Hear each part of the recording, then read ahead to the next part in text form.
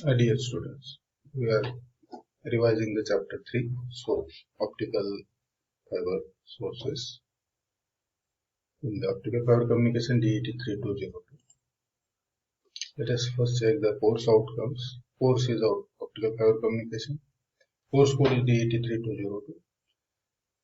Outcomes are the students will be able to understand the different communication media, various blocks and applications of optical fiber communication system. The students will be able to understand the optics rules and measure the optical fiber cable parameters. Students will be able to identify suitable optical source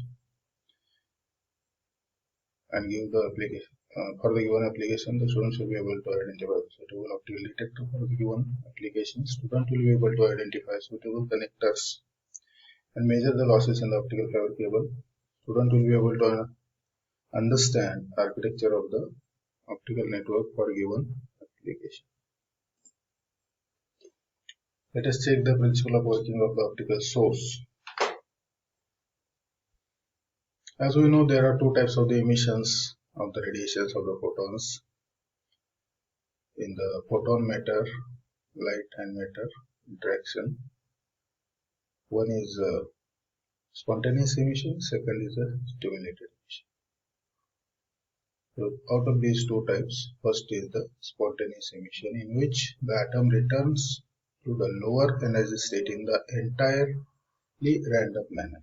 So from higher to lower energy state, the atom transits with entirely random manner without any external influence. So it is called spontaneous emission.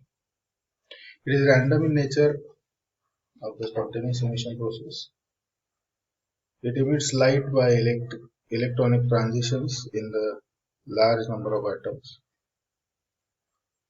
It gives the incoherent radiation as it is random.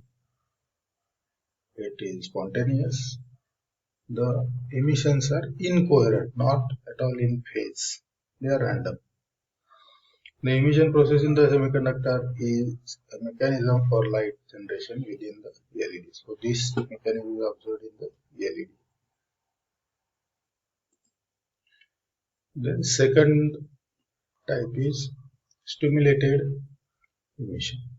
In stimulated emission, when the photon having an energy equal to the energy difference between the two states of the atom, that is E2 and E1, that is the E2 minus E1 band gap energy, that amount of the energy photon interacts with the atom in the upper energy state.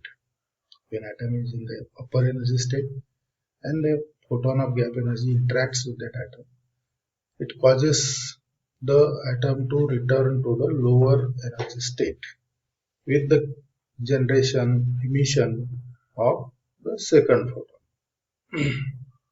This is the stimulated emission.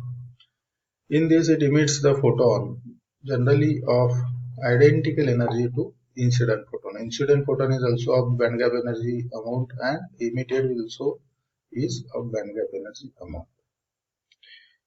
It is having light of stimulating and stimulated photon.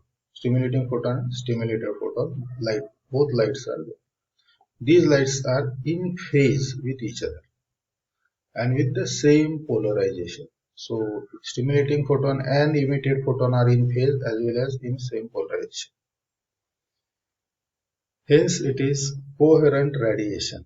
It gives the coherent radiation. From it the coherent radiation is obtained.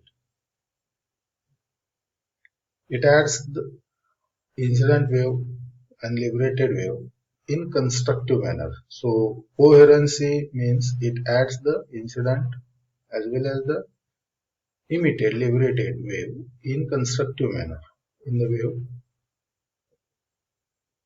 mechanism, wave addition, providing the amplification, giving laser as optical source with all the above property. Now let us check the PN junction structure, its energy band diagram, which is we are already aware of. PN junction is having P type, N type regions. N type regions, the atoms are donors. In P type regions, the atoms are acceptors. They accept the external electron. And donors in n-type, they donate the excess electron, fifth electron. So in between n and p, there is a junction of p and n. And at this junction, some of the acceptors ions accepted the electrons from donor ions neighboring, and both these types of the ions have become neutralized. So they protect or stop the further transaction of the electrons from n to p regions. So this is the structure. This neutralized region is called depletion region. Energy state diagram for these regions is, for donor ions, energy state is this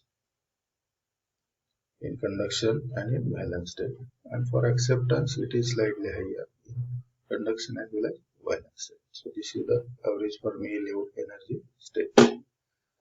So whenever the charged particles electrons are there in the n-type region, all these electrons or maximum electrons are in conduction state, and some of the holes are also there in minor number. So these are the majority charge carriers, these are the minority charge carriers. These are the ions from the depletion region. Similarly for p region, in valence state very few electrons are there, in conduction state large number of holes are there. Holes are nothing but deficiency of negative charge carriers or electrons. So these are the majority charge carriers, these are the minority charge carriers. So on y-axis there is energy and this is the distance. The difference in these energies on p side and n side is called potential barrier. So this much amount of potential required to take these charged particles to this energy level, then the junction will break or the conduction takes place. So this is the p junction, its impurities, charge carriers and energy bands. The spontaneous emission from the forward biased p junction takes place. For that you can use this figure. As we know, there is the donor ions and donor atoms energy band. This is the acceptor atoms energy band. This is the p region, this is the n region. In n region, majority charged particles are electrons, minority charged particles are holes. In a p region, majority are holes and minority are electrons. Due to biasing, the potential barrier has reduced and the charged particles electrons go from n region to p region. Similarly, holes go from p region to n region. And this common region is shared by both types of the charged particles. Will have the recombination of the charged particles, holes and electrons recombine, and this recombination emits the photon. So electrons recombine in the hole, this emits the photon. So this is the spontaneous emission. This transition of one charged particle from higher energy level to the lower energy level emitting the photon is completely spontaneous, random. So this happens in the forward bias p-n junction. Spontaneous emission, the energy released by electron-hole recombination is equal to band gap energy, obviously. Whatever the band gap energy is there, that change in the energy transition the energy will be emitted out. So whenever the charged particle jumps from here to here, it gives out the energy equal to this, that is Eg, gap energy. Two types of the recombinations are there again, electron-hole recombination, radiative, non-radiative. Non-radiative recombination means it will not radiate the optical energy, but it releases the energy in other form, that is dissipated for the lattice vibration, and finally it is converted to heat, thermal energy. In radiative recombination, energy released as light photon equal to the band gap energy Eg with the frequency f.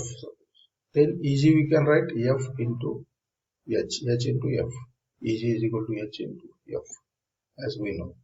So F you can substitute as C is equal to F lambda, F you can substitute C by lambda. So Eg is H into C by lambda, where C is the velocity of light in the vacuum, lambda is the optical wavelength, H is the Planck's constant.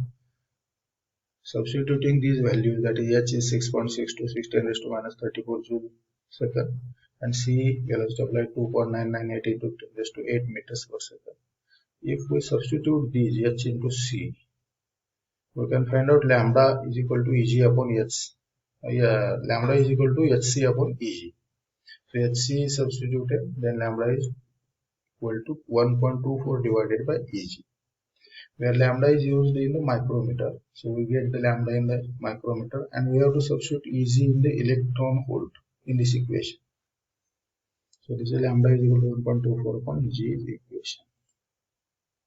In spontaneous emission, we can observe here the random recombination takes place at any time and any space. So temporal as well as spatial coherence is not observed due to randomness. Again, this is the same structural diagram. It is having the N region, this is having the P region, this is the biased by plus and minus, that is forward bias. These are low contacts. This is PN junction. The electrons are majority charge carriers on this side, holes are majority charge carriers on this side. Some of the minority electrons are here, some of the minority holes are on the N side. So these minority majority charge carriers recombine to give the HF, that is the photons. These are the photons. For this, the reference is Optical Power Communication Principles and Practice, John M. Senior, 2012 3rd edition, 2009. Thank you. Be at home, be healthy, be safe.